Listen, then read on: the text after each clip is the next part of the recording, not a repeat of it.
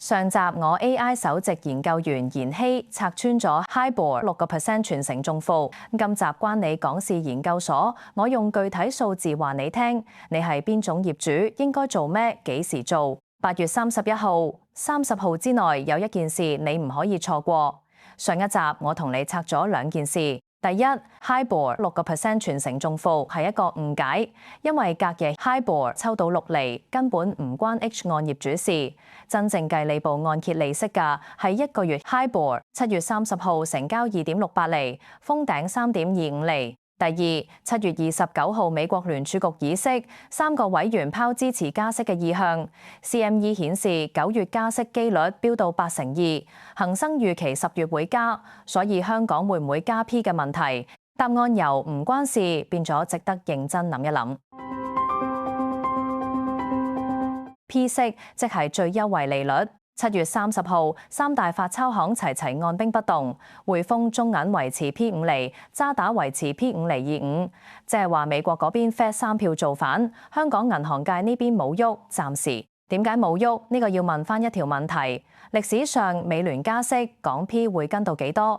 答案係16.7%。咩意思？上一個週期2022至2023年美息累加5厘25。同期港 P 加咗0.875厘，除翻16.7%，即係話美聯每加1厘，港 P 只跟1.67仙。2022年9月係關鍵，嗰個月1個月 HIBOR 第一次抽到超越封頂線2.5厘，大型銀行加 P 0.125厘，即係話要1個月 HIBOR 抽穿封頂，銀行先喐一次 P， 而且好溫和。咁點推論今年？今年就算美聯真係加3次，共0.75厘，港 P 跟到16.7，頂多加0.125厘。就算最壞情景發生，港 P 只係喐1/8厘，即係封頂息由3.25厘變3.375厘。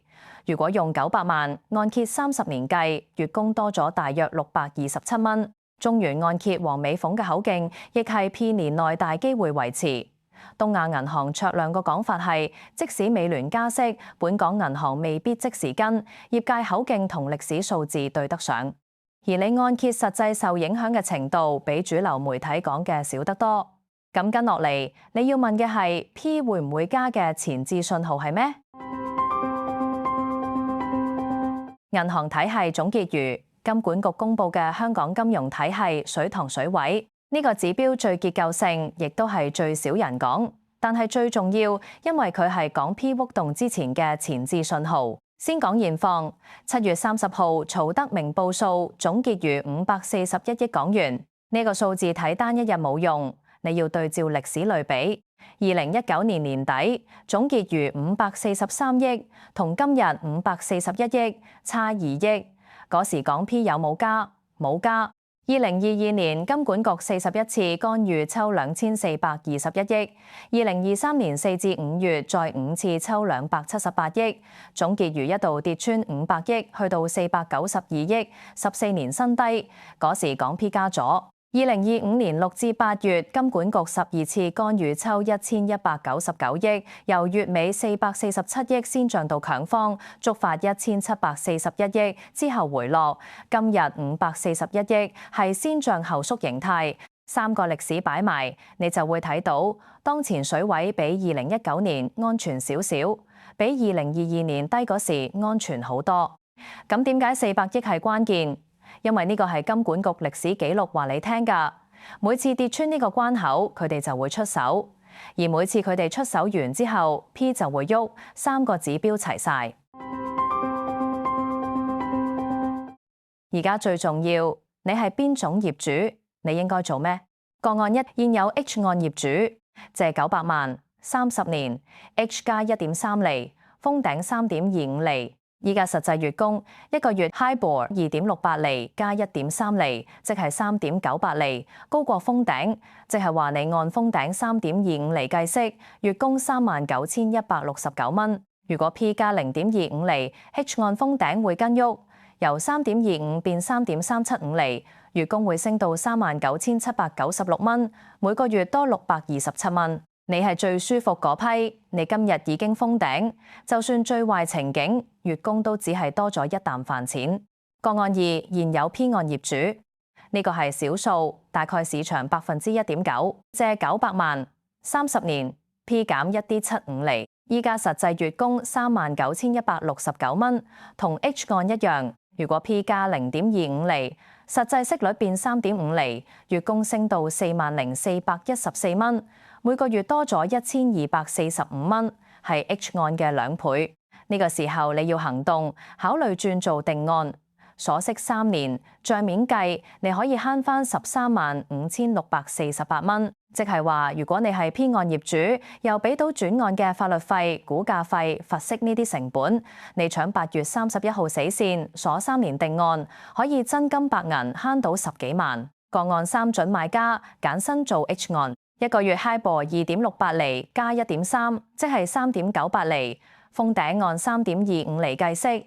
月供39,169蚊，但封頂唔係永恆。如果 P 喐 H 按封頂會跟喐，如果你認為 Fed 唔會加，港 P 唔會喐，你 H 按封頂會維持，你月供都會維持，就繼續。但如果你認為 Fed 會加，港 P 會喐 ，H 按封頂會跟喐，你月供會慢慢升，你可以考慮改揀定按，鎖返3年2.73厘。個案4準買家揀定按2.73厘。呢個係最推薦嘅方案，比 Fed 加息預期高，想鎖住成本嘅準買家。同樣借900萬，30年鎖2.73厘，今日月供36,646蚊，比個案1每個月慳2000幾蚊，一年就慳3萬幾，鎖3年就慳到大約91萬。但代價係3年之後轉返 HIBOR， 如果嗰時 HIBOR 已經跌返1厘，你可能會輸。你可以搶8月31號死線，三大行齊推2.73厘。定按呢一件事有一個大家都少講嘅位，點解係4月開始齊推，8月31號截？我哋睇一睇個時間線。2026年4月，匯豐、中銀、渣打推定按2.73厘。2026年5月，定按選用比例上升到20.7%， 8年新高。2026年7月29號，Fed 3票造反，9月加息機率飆到82%。2026年7月30號，中原按揭黃美鳳話加息意向轉，定按尾班車申請量進一步上升。2026年8月31號，定按申請截止，唔止一間，係3間齊截。銀行係商業機構，佢哋唔會做蝕本生意。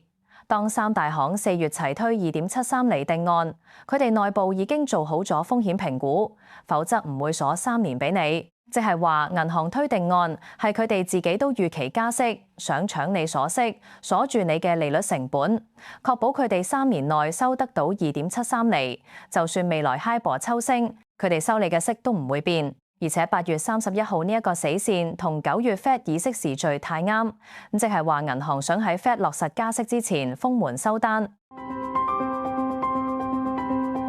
講咗咁多，其實都有一個結構性嘅盲點，呢個就係人民幣隱藏第二戰場。咩意思？我拎2個數字俾你。第一個數字，銀行體系人民幣存款2026年5月底11,346億人民幣。第二個數字，人民幣業務資金安排總額2026年7月10號由2000億人民幣加到5000億，一個動作增大2倍半，即係中國人民銀行同香港金管局之間嘅人民幣流動性池由輔助角色正式升級做主戰場。呢個意味住啲咩？港元已經唔係香港銀行體系嘅唯一主角，而家有3大貨幣：港元、美元、人民幣。當人民幣流動性持深過港元，金管局傳統嘅守7.85邏輯需要重新調整。咁同2019年比有咩唔同？2019年年底總結餘543億，同今日541億差2億。但2019年冇11,346億人民幣存款，冇5000億人民幣業務池。2019年係港 P 冇加，2023年係港 P 加咗。今日呢個新變量係人民幣。呢件事嘅結構性意義，長遠影響過 HIBOR 6厘呢啲短期噪音。咁對你按揭有咩具體影響？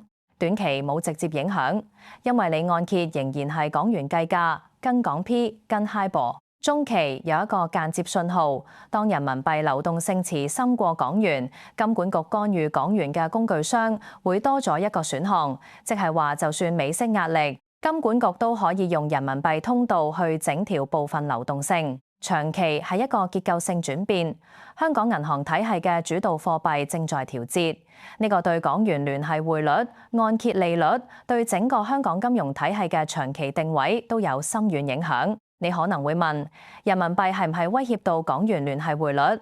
短中期係唔得㗎，但長遠香港嘅銀行體系已經唔再係完全嗰一個跟美式嘅單層體系，而係一個港元、美元、人民幣嘅多層貨幣體系。你部按揭已經封頂，但你嘅財務判斷冇封頂。今集你揸儀表板，你揸決策。2019年係 P 冇加，2023年係 P 加咗。今日呢個新變量係人民幣。留言話我知你係邊一種情況，你嘅按揭餘額，你會唔會搶8月31號定案尾班車？記得訂閱關你港事研究所，我哋下集再傾。